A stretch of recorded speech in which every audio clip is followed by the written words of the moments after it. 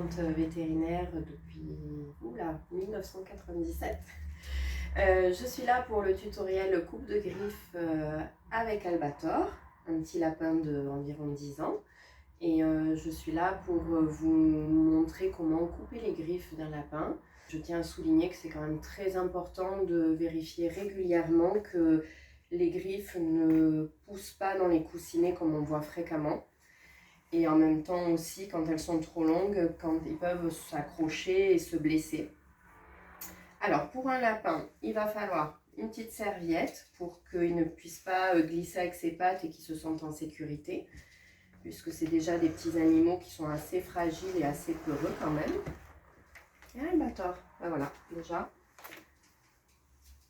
il attend remis. Alors, le plus important, c'est mettre la main dessus et le prendre en dessous, comme ceci, pour éviter qu'il se blesse au niveau du coup de son bassin. C'est très important. Évidemment, se mettre sur une surface en hauteur pour qu'on ne puisse pas s'échapper. Et un petit câlin aussi avant de lui faire la petite coupe de griffes. Donc, bien le plaquer contre vous, de manière à ce que son bassin n'aille pas bouger. Je vous montrerai une autre technique de coupe de griffes à deux qui est plus agréable pour le lapin. Donc ici, vous avez la griffe, vous avez une petite partie qui est rosée, qu'il va falloir ne pas couper. Un petit coupe-ongle qui est exprès effectivement pour ces animaux-là. On vient et hop, on coupe.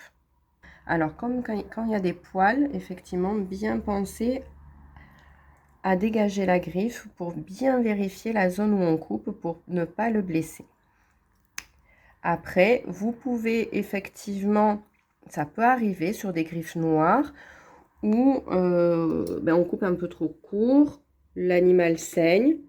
Maintenant, il faut faire un petit pansement et si vous avez des doutes, voir avec le vétérinaire.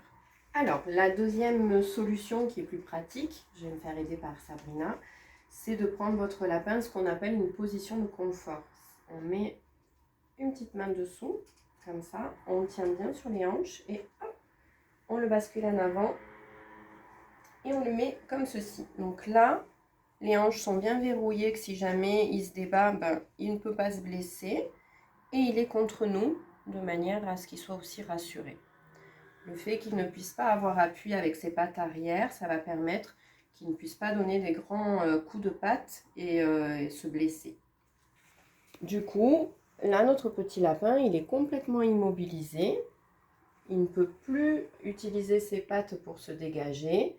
Et à ce moment-là, pareil, on dégage ici. On vérifie bien la partie rosée de la griffe, qui est juste là. Et hop, on coupe. Et voilà. Mais c'est très bien ça, Albator. Hein? On a peur. Voilà. Je remercie Albator pour sa participation. Merci beaucoup. Au revoir et à une prochaine fois.